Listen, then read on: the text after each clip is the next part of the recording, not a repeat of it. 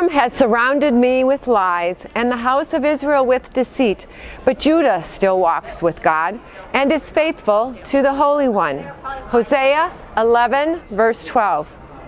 Have you ever wondered, how can my small life make a difference in this broken world? Today, I'm standing outside Hezekiah's tunnel. In fact, I just took a walk right through this 1,720-foot tunnel. Because of the noise level at the exit of the Hezekiah tunnel, we have moved to a quieter location. And here we are going to talk about the man who engineered this marvel. King Hezekiah ruled over the southern kingdom of Judah, while Pekah and Hosea ruled over the northern kingdom of Israel. When Assyria conquered the northern kingdom, they set their sights on the southern kingdom.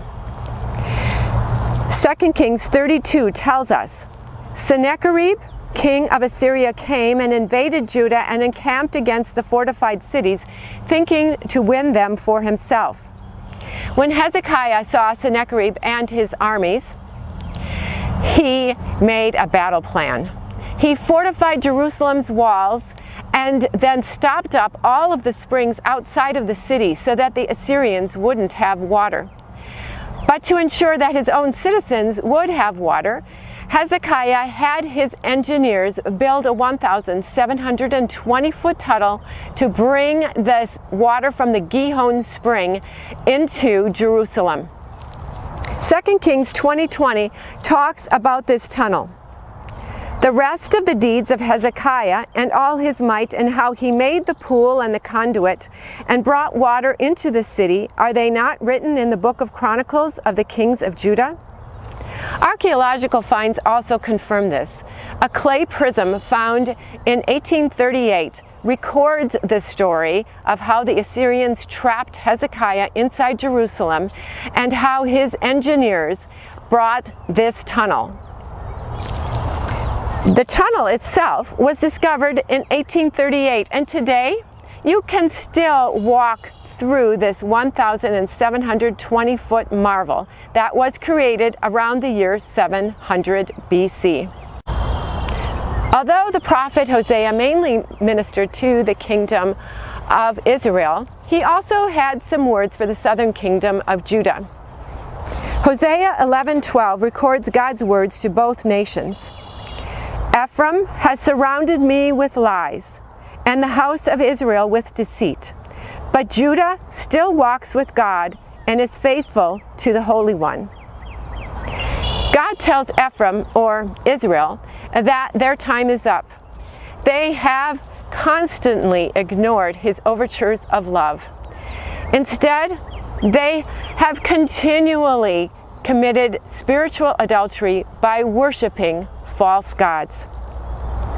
From the very first king of Israel, who set up the golden calves at Dan and Bethel, to Hosea, the last king of Israel, the rulers constantly led the people astray. But south of the border, the kingdom of Judah had a few kings that were faithful to the Lord. Hezekiah was one of those good guys. He cleansed the temple, restored temple worship, and sent letters to all of Judah and Israel, urging the people to return to worship the one true God and to celebrate the Passover.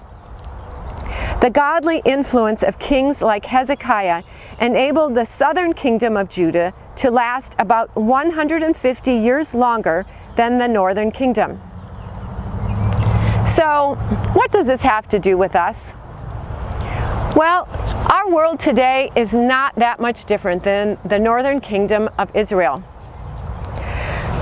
No, we don't worship idols made of gold or carved wood, but very few worship the one true God.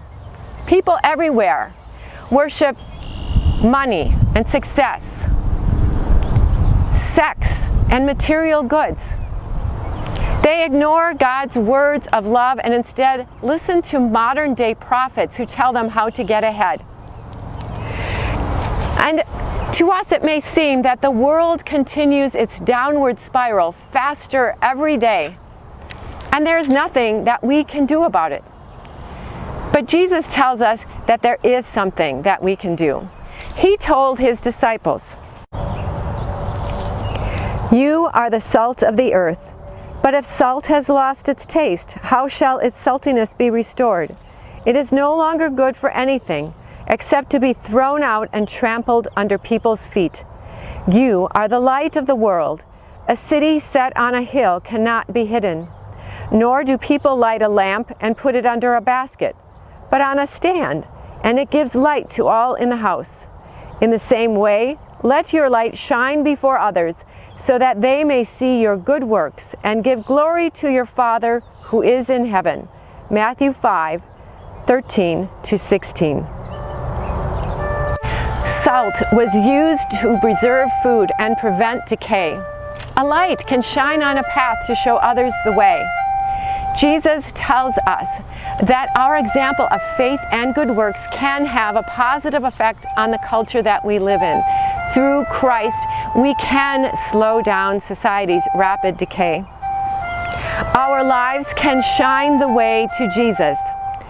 The darker our society becomes, the brighter our light will shine, because our lives will show a stark contrast to the rest of the world.